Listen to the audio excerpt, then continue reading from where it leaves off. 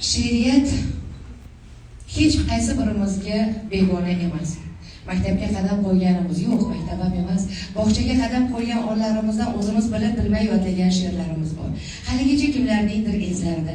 Kattaroq bo'ldik, ulg'aydik, ko'ngilga mehr, muhabbat tushdi. Ana unda she'riyatning kuchini yana bir his qildik.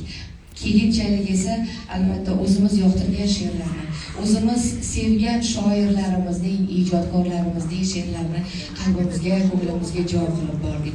Bugun ana shunday o'tkir qalam ustalari ham bugungi mehmonlarimizdan ustoz Samir Xudoyberdi shu yerdalar. Sog' bo'lsinlar, qadamingizga qasamotlar bo'lsin ustoz. Barchaga xush keldingiz deya ana shu she'riyat kechasini ochiq deb e'lon qilamiz va bugun kechamiz yo'qlamasam yo'qlamaysiz deb nomlanadi. Nima uchun endi? Aynan shunday.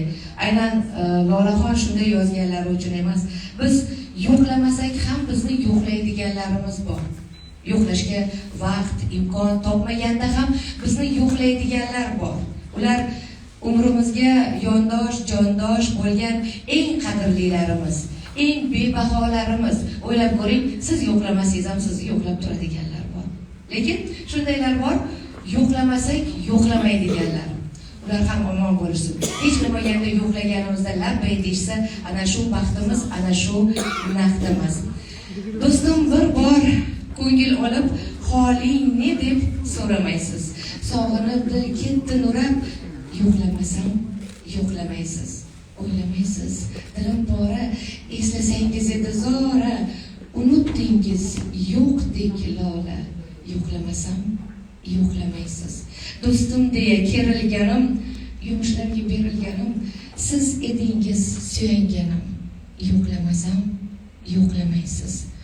O'tdi oyu kunlar qancha, ko'rishmabmiz qarang ancha, sog'inmabsiz hatto jicha.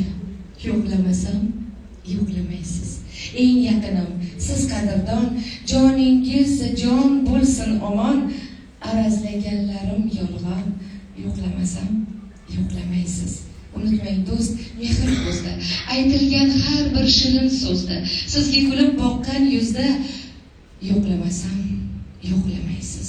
Do'stim, bir bor ko'ngil olib, yo'qlamasam yo'qlamaysiz. Lolaxonni, ularni ijodlarini, she'rlarini yo'qlab kelganlar. Xush ko'rdik. Aziz mehmonlar, kechamiz qatnashchilari, ishtirokchilari, bugungi mana shunday fayzli